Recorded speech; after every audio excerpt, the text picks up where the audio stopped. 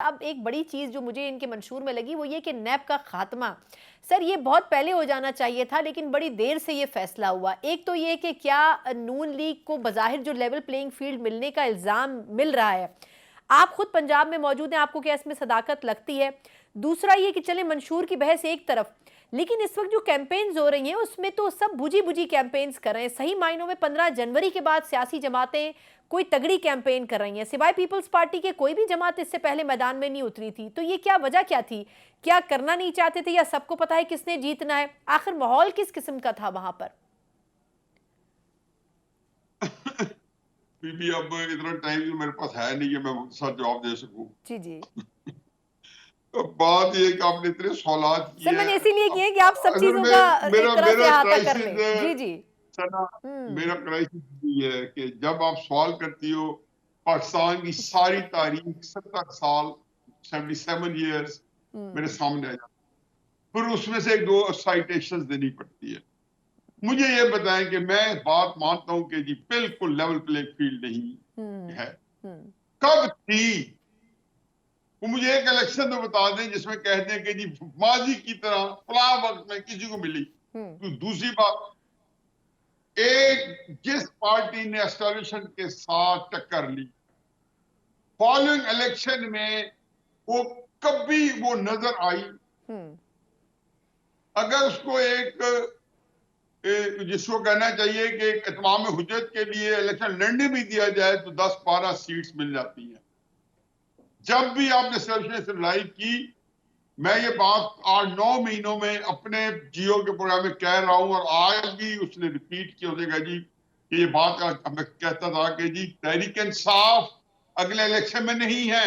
हम्म। मुझे नहीं पता था वो क्या नक्शा नाक चौक है, वो यही था, अब नहीं है।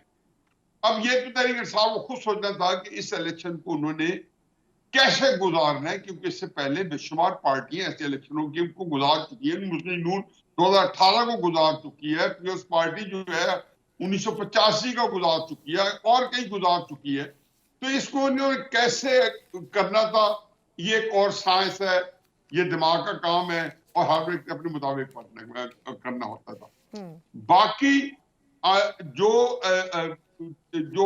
इलेक्शन है, मेरे नजदीक उसकी इतनी इंपॉर्टेंस है कि हम्म। खुदा न खासा इलेक्शन ना हुए तो पाकिस्तान, बल्कि मैं तो इस इलेक्शन के बारे में ये कह रहा हूं कि बदकिस्मती है कि 8 फरवरी को जो इलेक्शन हो रहा है, ये इलेक्शन हो गया तो भी एक सत्यानाश हमारे सामने आएगा, लेकिन ना हुआ तो 1.25 सत्यानाश 1.25 लाख सत्यानाश हमारे सामने आएगा, हम्म। क्योंकि जी वो गरीब किस्म की कैच 22 सिचुएशन के अंदर फंसे हुए हैं। लेकिन एक बात ध्यान में रखें, जी।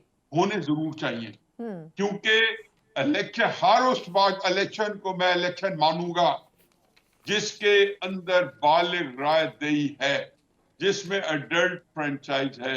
हम्म। मैं इसको डिसएनफ्रेंचाइज नहीं कहता हूं जिसके अंदर हर बंदे के पास वोट का हक से उसको ना रोका गया। हाँ, हम्म। अगर लोगों को वोट देने से रोका गया, वोट हम्म। देने से, हम्म। तो इलेक्शन कितने मर्जी मैनिपुलेट कर दे, आरटीएस निजाम बैठ जाए, आप महकमा ज़राअत एक्टिव हो जाए, महकमा नहार भी आ जाए, महकमा पीडब्ल्यूडी वाले भी एक्टिव हो जाए, हम्म। गुजारा करें। ये पाकिस्तान की बदकिस्मती है हम्म। कि जब ये लाठी मेरी है तो भैंस क्यों तुम्हारी है। बिल्कुल सारी सही। जिंदगी हमने देखा है हम्म। कि जिसकी लाठी उसकी भैंस। जब ताकत आती है तो अवामी ताकत जो है कई दफा अंडरमाइन हो जाती है। बिल्कुल सही। यही अवामी ताकत अगलों की शेल्फ लाइफ जब पूरी हो जाती है, तो मैंने हम्म। 4 डिक्टेटर्स को हम्म। और कई सिविलियन डिक्टेटर्स को जब शेल्फ लाइफ पूरी हुई तो ये राय आमा फिर उनके ऊपर हावी भी आ जाता है।